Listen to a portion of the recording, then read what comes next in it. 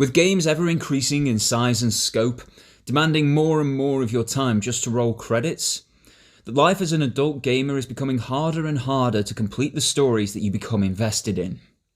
By the time I've finished work, got home, completed my jobs around the house and so on, I may have half an hour of my day in which to game. When the next generation of consoles launched, with their faster hard drives, better CPUs and GPUs, I feared that this problem may be compounded, and games would get bigger once again and demand even more of my time. However, I was incredibly nicely shocked to find that my time investment was very well placed in Spider-Man Miles Morales. My name is Doragon, and this is my full review of Spider-Man Miles Morales on the PlayStation 5.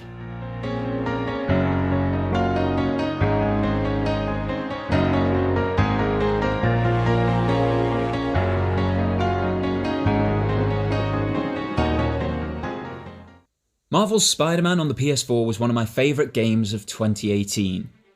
If it hadn't been for the launch of God of War that same year, I do think it would have taken my Game of the Year title, Spider-Man. It had a large open world, but one that didn't feel too large or that you spent too long traversing. It had superb fighting and traversal mechanics, graphics that blew you away regularly, and a story that hit you like an emotional truck, surpassing even my favourite Spider-Man stories from the comics. And as I've been reading for over 30 years, that's saying something. When Miles was announced and talked about in the PS5 unveiling event in 2020, I expected essentially an Uncharted Lost Legacy type approach. A shorter but superb story with both new and existing characters, but nothing much changing underneath in either the mechanics or story structure, especially in the short turnaround. I was half right. Miles' story is a short experience, completable within 6 to 8 hours, but throughout its runtime, it's solid. For such a short story, it does massive world and character building, from Miles' relationship with his mother to his best friend Ganke, and the mentor-mentee relationship between Miles and Peter. It even thrusts in relationships we've not seen in other mediums, and introduces old friends of Miles like Finn. This introduction of Finn was done so naturally. The characters were excited to see one another, they were reminiscing of days of old, but they didn't go over their backstory, just like you wouldn't when meeting an old friend on the street. The choice to let the characters just be in that moment and be the friends that they knew they were without us having all of the inside info really hit the mark for me, as it's something so normal and so done in everyday life, but it isn't really utilised or shown in other mediums, and I enjoyed that so much. Within the opening sequence of the game, it also sets boundaries for Miles' current abilities and confidence. It also shows his idolisation of Peter Parker, a new dynamic in the Spider-Verse, as both previous iterations of Miles have had to have their Peter die to make way for him to step up into the role of Spider-Man. The story that it tells is not the high stakes of the 2018 entry, but it's much more personal, directly affecting Miles' neighbourhood and his relationships. It's a very well thought out piece, and while there are some mild pacing issues that I found through my 2 playthroughs of the game, mostly towards the end and the final story quest, it doesn't detract from the overall narrative and its lasting impact. I often think that it is testament to a story with how long it stays with you after credits roll, or the book closes, whatever the case may be. I'm now 2 months removed from Miles Morales. I haven't touched it as a game since that point, and I still think over that story to this day. I think the reason it sticks with me so strongly is not just the excellent characters and personal stakes with a beautiful payoff, though, you know, that is worthy on its own. It's because it's shorter. It values my time, it values my life, and feels like a love letter to gamers who are growing up, who do have more responsibility, but still love these worlds and want to return to them. It feels like Insomniac had players like me in mind when they were writing this story, and that feels amazing, even if that isn't the case. I love this story. I think it's just as strong as the original, and both respects and builds that world ready for something spectacular in the next release. In a roundup then, definitely worth it from a narrative perspective. Now let's talk about the mechanics. Mechanically, Miles operates very similarly to what Peter did in the original in 2018. But this is only how the game starts. As time and narrative progress, Miles blossoms into his own unique and confident character, rather than a boy or a young man trying to live up to someone else's expectations of him. With this growth comes a litany of new abilities, some subtle, and some much less so. They change the gameplay in meaningful ways, from simple things like the animations of web swinging, showing Miles' progression throughout the story, to the ever-increasing complexities of combat. Miles' story arc directly informs a change and refresh in the gameplay cycle that we knew in 2018. This game fairly obviously operates on the same engine as the Peter installment, and whilst this may be an issue for some other studios' engines, Insomniac built this specifically for Spider-Man games, and with this one coming only 2 years after that Peter installment, it means that it still feels epic in moment-to-moment gameplay. This game is a refinement of every single factor of the original, improving upon the core gameplay in ways that we didn't even know it needed improving upon.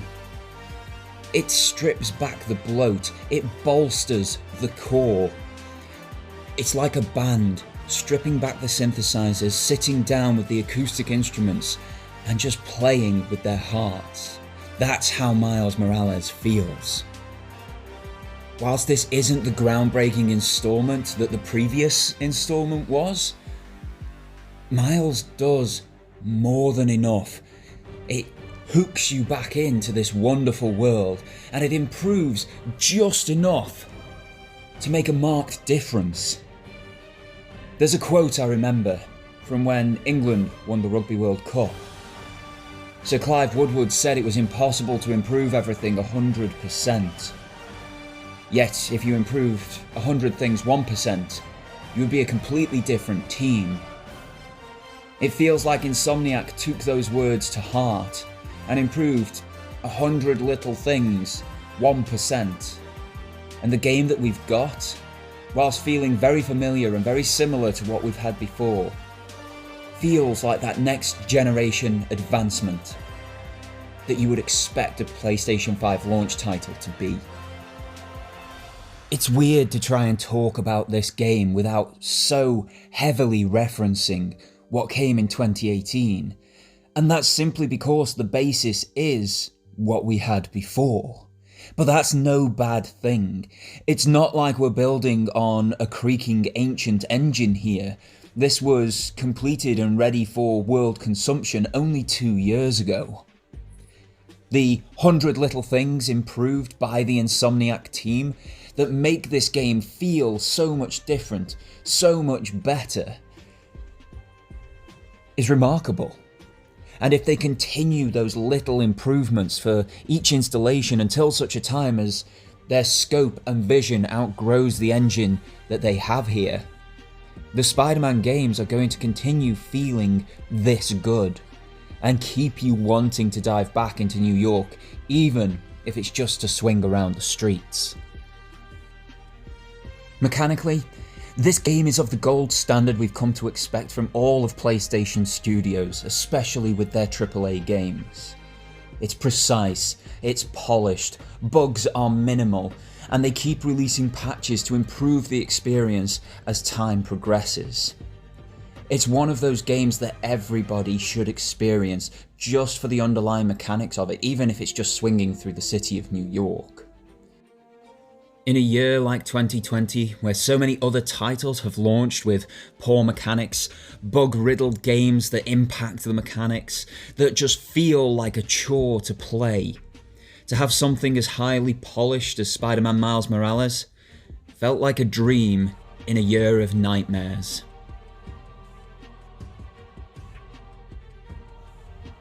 In 2018, the overarching sentiment of many reviewers and players alike was a single quote: "It makes you feel like Spider-Man." But what happens if you replace the Spider-Man? The pitfall would be for Miles, a different person and character entirely, to feel exactly the same as Peter. Yes, Miles is Spider-Man, and in this particular version, yes, he has been trained by Peter Parker one-on-one for over a year. So there is an argument to be made that he would of course feel like Peter does in a game so close to his own origin story. Thankfully, Insomniac weren't happy with that, and in the bombastic opening, Miles' abilities start to show with him awakening his Venom powers. These change both combat and traversal, and because they can be used everywhere, make him feel markedly different. Miles is also a bona fide genius like Pete, though in different areas and skill sets. This means his web shooters and gadgets are different, some gifted to him by Pete, others tweaked from enemies and more developed in tandem with Ganke. A simple difference in tools and powers changes the approach to every scenario. If you've watched any of my Assassin's Creed or Ghost of Tsushima videos, you'll know that I love a stealth approach. With the invisibility powers that Miles gains, it makes him feel more akin to the likes of Batman or Evie Fry, with a stealthy approach suddenly being much more viable. He also has a sass to his approach as well, with takedowns and the ensuing animations doing a lot of the work of Peter's verbal quips. There are of course massive similarities. Spider-Man, after all, is Spider-Man, even when he's a pig. Spider people are spider people regardless of who is wearing the mask, and there are intrinsic things and feelings that brings with it. But this Spider-Man, while being similar, isn't the same, and that's an important distinction to make. Peter feels like Spider-Man. Miles feels like Spider-Man. If Gwen is ever brought in, or they riff on the Renew Your Vows approach, Gwen or MJ will feel like Spider-Man. But there are enough unique traits, approaches, and abilities or drawbacks to each of those characters to keep it fresh throughout an entire game, regardless of the game's length. If Insomniac can keep the super strong stories coming as well, and continue to iron out those little niggles like certain mission designs and the odd minor bit of overly fast pacing, these spider stories and games will always make you feel like whichever Spider-Man you are in control of. So let's round this all up. Marvel's Spider-Man Miles Morales, while possibly needing a slightly shorter name, is a superb game. I expected Uncharted Lost Legacy, and instead I've got something that is putting the work to be worthy of calling itself a full sequel. It is better in terms of graphics, characterization, overall pacing, mechanics, and of course its dip in and out ability for the adult gamer with responsibilities. Whilst short, it doesn't under or overstay its welcome, simultaneously leaving you wanting more but also leaving you appropriately satiated. In a world of ever-expanding games with little additional substance, Miles delivers a focused and polished experience that stays with you long after the credits roll. It is unashamedly linked to the wider Spider-Verse of Earth 1048, with the consequences of Peter's adventure impacting this story and character directly, and it lays a beautiful groundwork for what is coming next with its mid and after credits scenes. It is a complete marvel, and one I plan to return to again in the future, simply for its fun gameplay, fulfilling story, an emotional payoff and sucker punch easily matching the 2018 game. If you have a PlayStation console and you enjoyed the first Spider-Man title, then this game is an absolute must. And now for the unscripted part. This game, it blew me away in ways I never expected that it could, especially after hearing how short it was.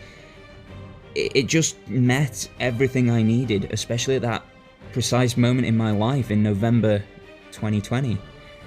It was brilliant, it was perfect, and it, like I said earlier, it felt like Insomniac were writing this for gamers like me, which is a very special feeling, even if it's not true.